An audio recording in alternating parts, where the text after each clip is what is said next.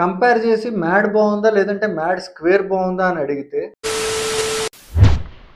Hi all, welcome to perspective matters. Mad square movie review వీడియోని చివరి వరకు చూడండి. నచ్చితే లైక్ చేయండి, అలాగే ఛానల్ని సబ్స్క్రైబ్ చేయండి. ఈ సినిమాకి జరిగిన వన్ ఆఫ్ ద ఈవెంట్లో మన ప్రొడ్యూసర్ నాగవంశీ గారు ఏమన్నారంటే, మేమే చెప్తాం అసలు కథ లేదు, నవ్వుకుంటానికే రండి, నలుగురు ఫ్రెండ్స్ హ్యాపీగా ఎంజాయ్ చేసి చూడటానికే రండి అంతే.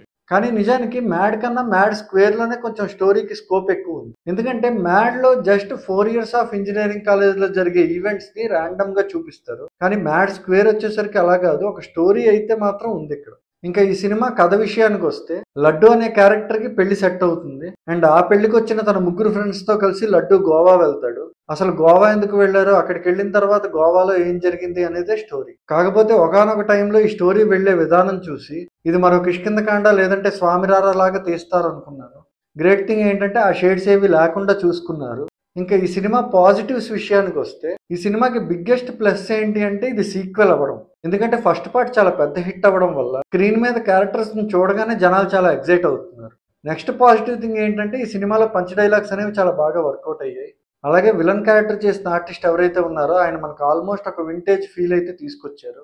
ఆ ఆర్టిస్ట్ పేరైతే నేను ఇప్పుడు ఈ వీడియోలో చెప్పట్లేదు, ఎందుకంటే సినిమా టీం మొత్తం ఆయన పోస్టర్స్లో కానీ లేదంటే టీజర్లో కానీ ఎక్కడా కనిపించకుండా చాలా కేర్ అయితే తీసుకున్నారు. అలాగే మన లడ్డు వాళ్ళ ఫాదర్ ఎవరైతే ఉన్నారో, అదే మన డీజే టిల్లులో ఫాదర్ క్యారెక్టర్ చేశారు కదా, ఆయన కామెడీ చాలా బాగా వర్కౌట్ అయింది సినిమాలో. ఇంకా నెగిటివ్స్ విషయానికి వస్తే, ఈ సినిమాకి బిగ్గెస్ట్ నెగిటివ్ ఏంటి అంటే మ్యూజిక్. టోటల్ 3 or 4 సాంగ్స్ ఉన్నాయి. అందులో ఒక సాంగ్ ఏంటంటే ఆల్రెడీ ఓల్డ్ సాంగ్ని రీమిక్స్ చేశారు. సాంగ్స్ అయితే ఒక్క సాంగ్ కూడా వర్కౌట్ అవ్వలేదు. అలాగే సాంగ్ ప్లేస్మెంట్ కూడా కరెక్ట్గా లేదు. సాంగ్స్ పక్కన పెడితే ఈ సినిమాకి నెక్స్ట్ నెగిటివ్ థింగ్ ఏంటి అంటే బ్యాక్గ్రౌండ్ స్కోర్. ఈ సినిమాకి బ్యాక్గ్రౌండ్ స్కోర్ మన మ్యూజిక్ డైరెక్టర్ తమన్ గారు చేశారు.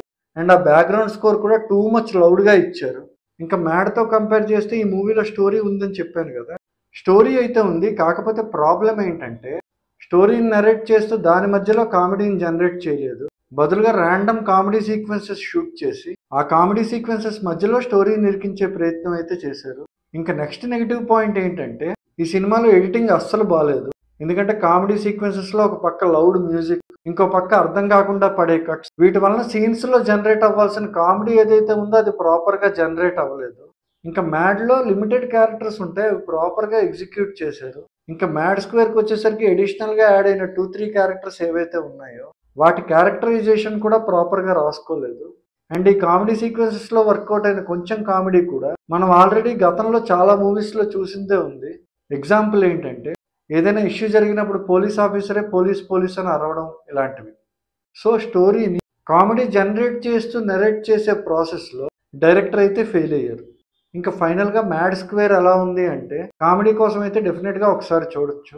కానీ మ్యాడ్ మూవీకి ఉన్న రిపీట్ వాల్యూ ఏదైతే ఉందో అది మ్యాడ్ స్క్వేర్కి రావడం చాలా కష్టం.